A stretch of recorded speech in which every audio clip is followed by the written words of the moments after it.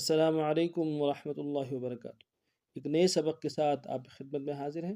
آج کا جو ہمارا سبق ہے یہ تنوین دو زبر دو زیر دو پیش کے حوالے سے ہے، اور یہ آخری سبق ہے تنوین کا۔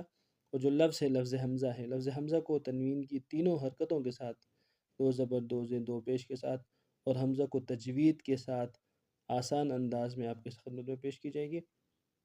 سو چلتے ہیں سبق کی طرف۔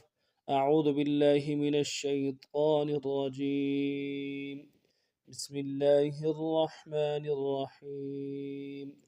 حمزہ دو زبر ان، ایک تو تنوین کا مخرج ہے، دوسرا حمزے کا مخرج ہے۔ حمزے کا مخرج سمجھ لیجئے، حمزے کو انتہائی نرمی کے ساتھ ادا کرنا ہے، کوئی کھچاؤ نہیں، کوئی سختی نہیں، کوئی جھٹکا نہیں، اس کو منہ کے اندر سے نرمی سے ادا کرنا ہے۔ اس کے مقابلے میں ایک دوسرا لفظ عین ہے، لفظ عین کو سختی کے ساتھ، جماؤ کے ساتھ اور گلے کے آخر والے حصے سے ادا کرنا ہے، کھینچ کے ادا کرنا ہے۔ تو ایسا نہ ہو کہ لفظ عین بن جائے، تو حمزے کو نرمی سے ادا کرنا ہے۔ حمزہ دو زبر ان، اب غنے کا مخرج یہ ہے کہ تنوین کا مخرج یہ غنہ کرنا ہے، غنے کو ایک الف کی مدار میں کھینچنا ہے۔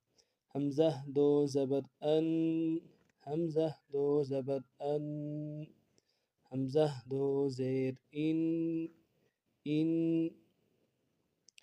جو زیر ہے یا دو زیر ہے اس میں آواز نیچے کی طرف دبائیں گے۔ حمزہ دو زیر ان، حمزہ دو زیر ان، حمزہ دو پیش ان۔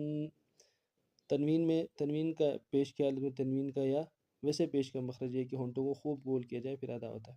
حمزہ دو پیش ان، حمزہ دو پیش ان، ان، پھر سماعت فرمائیں۔ حمزہ دو زبر ان، حمزہ دو زیر ان، حمزہ دو پیش ان،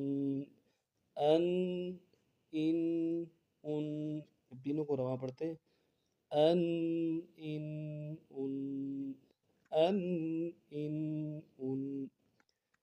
سبق کے حوالے سے یا تنوین کے پورے سبق کے حوالے سے کوئی لفظ سمجھ نہ آئی ہو تو کمنٹس میں برائے کے ساتھ ضرور کیجیے گا، اس سبق کے بارے میں ضرور پوچھیے گا۔ ہمارے چینل کو سبسکرائب کیجیے، لائک کیجیے اور شیئر کیجیے۔